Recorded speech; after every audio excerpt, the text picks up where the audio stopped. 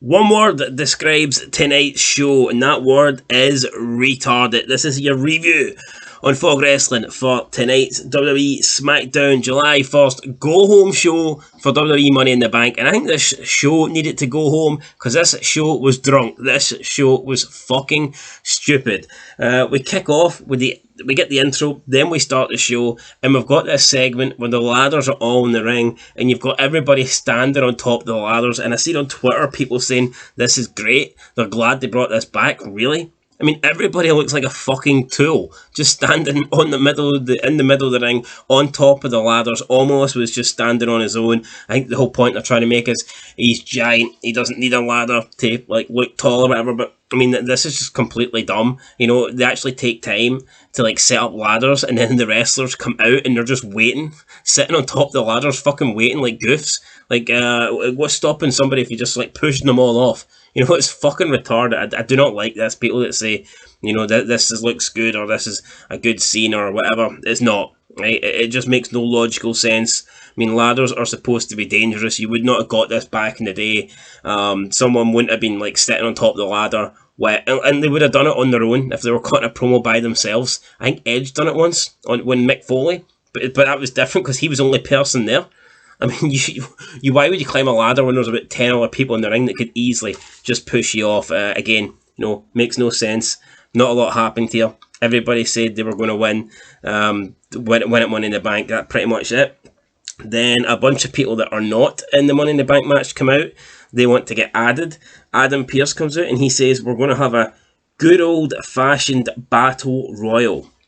And that's what he called it, a good old-fashioned battle royal. Not a battle royal, but a good old-fashioned battle royal. So we get the battle royal. Pat McAfee's marking out as if we haven't. He's talking about we haven't had a battle royal in ages, even though we just had one on Raw a couple of days ago. So don't know what Pat McAfee's talking about. So the match goes on. It makes no sense. You've got half the participants are people in the Money in the Bank, and then the other half are people that are not in the Money in the Bank. What's the point of this battle royal? Normally the winner of a battle royal gets something, but not in this battle royal. This is just a battle royal for the sake of it. In the end, it was Happy Corbin came in. You had Sheamus and McIntyre brawling in the ring. Drew was trying to eliminate Sheamus. Happy Corbin comes in, throws them both out, gets the sneak win. Whoop-de-doo, Happy Corbin wins. Pat McAfee's not happy. I guess they're doing Pat McAfee versus Corbin at SummerSlam. We then get a Natalya promo. Says that Ronda Rousey has been criticising her lack of charisma, criticising her looks. Natalya says that Ronda Rousey's one to talk, that she's seen her movies and that she has no charisma either, and that Hollywood hasn't been calling her back, blah, blah, blah, blah, blah.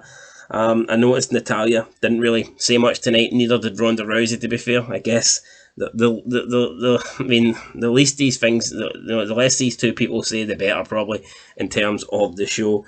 Then we had the New Day. The New Day are in the ring.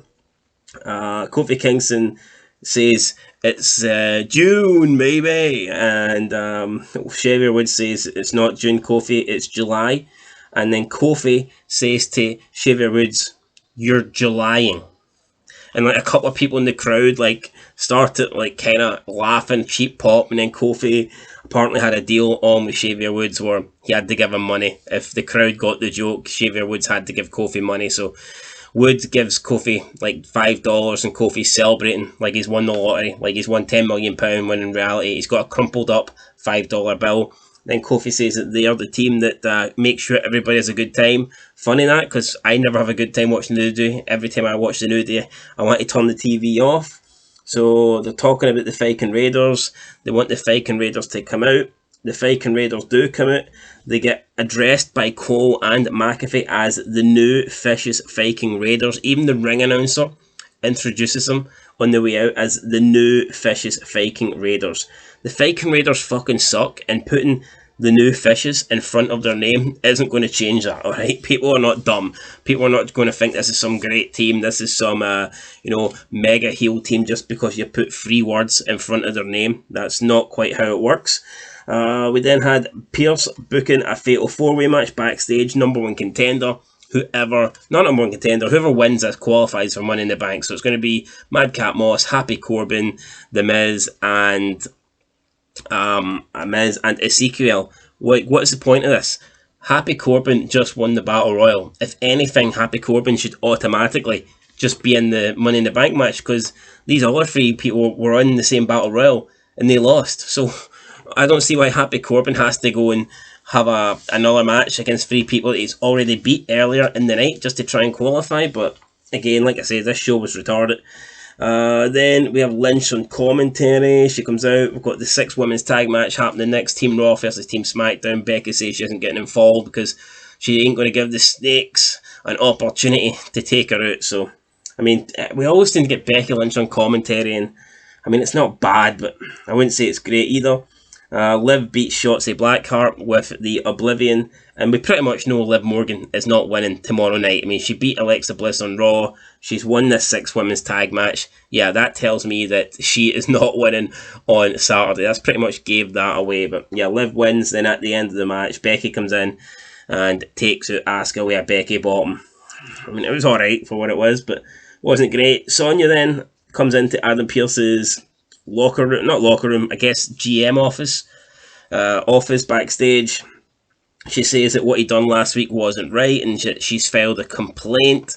I mean, hypocritical considering she abused her power for like a year, especially against Naomi, but whatever. She says she's filed a complaint, and then she says this also isn't right, and she slaps the shit out of Adam Pearce, and Adam Pearce is just kind of left there standing thinking, what the fuck was that? I mean, I would definitely let Sonya slap the shit out of me, but I guess that's a different conversation. Right, then we get a segment with the Usos and the Street Profits, and it's an Ask Us Anything segment. So basically, you've got Kayla Braxton in the ring, and she just asks both teams different questions. Nothing good here, just cookie cutter shit, really. Who's going to win?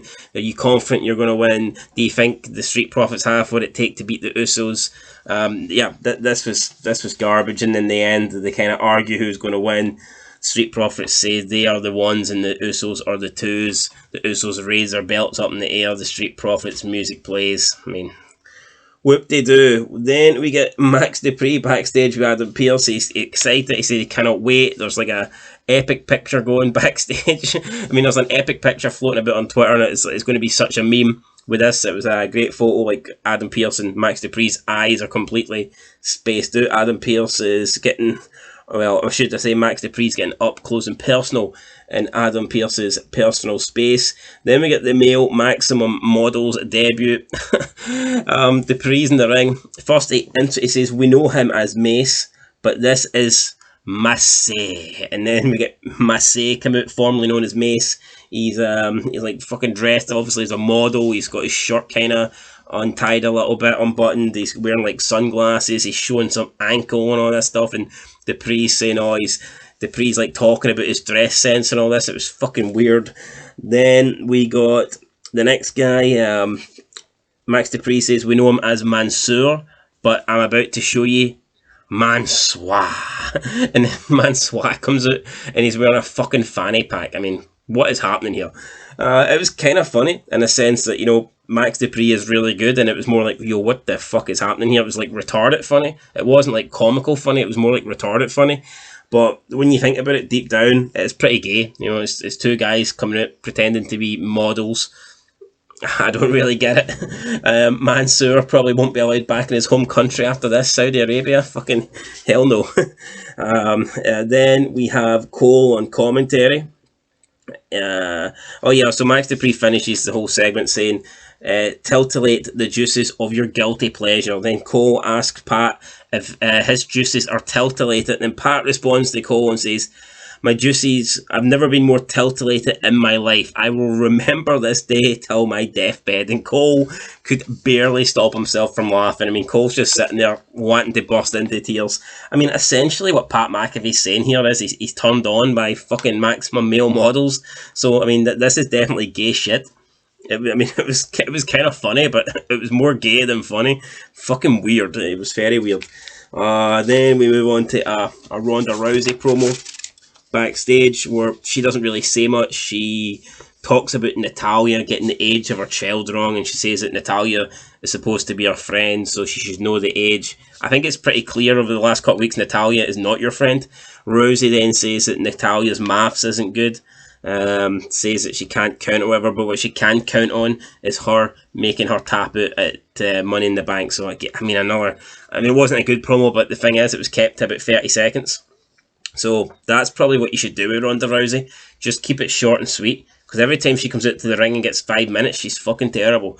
So, not that this was good, but you get my point. It wasn't horrendous. She had less time to fuck it up. So, if I was her, I would maybe just keep it to the 30 seconds. Then we get the main event match. Fatal 4-way. Winner qualifies for the WWE Money in the Bank pay-per-view, and Madcap Moss defeated Corbin, Ezekiel, and The Miz. Again, guys, I just don't get it, man. Madcap Moss already won the Battle Royal. Why didn't they just have whoever won the Battle Royal qualifies? It just seems stupid, and you can legit see why Happy Corbin would not be happy. He would be pissed because he won the Battle Royal, but that got him nothing. Yet a fatal 4-way match here gets Madcap Moss into the Money in the Bank pay-per-view. It just makes no fucking sense, man. The whole show didn't make sense. That's it, guys, for your SmackDown ratings, man. That's it for your SmackDown review. The Max DUPRI stuff was, like I said, it was kind of funny, but it was definitely more gay. Other than that, there wasn't a lot to like about this show. I mean, there probably was nothing to like about this show. The Battle Royal, I guess, was alright. I'll give it a 2 out of 10. I mean, it wasn't horrible. I mean, it was watchable, but I mean, at the same time, it wasn't that good, guys. It really wasn't. But at least we can all sleep tonight. We can sleep peacefully, knowing that Pat McAfee's juices are titillating thanks to Max DUPRI. So yeah, 2 out of 10, guys. Let us know what you thought down below. Retarded show, in my opinion. Hopefully, Money in the Bank is a lot better than this. Anyway, guys, that's it. Till next time. Peace.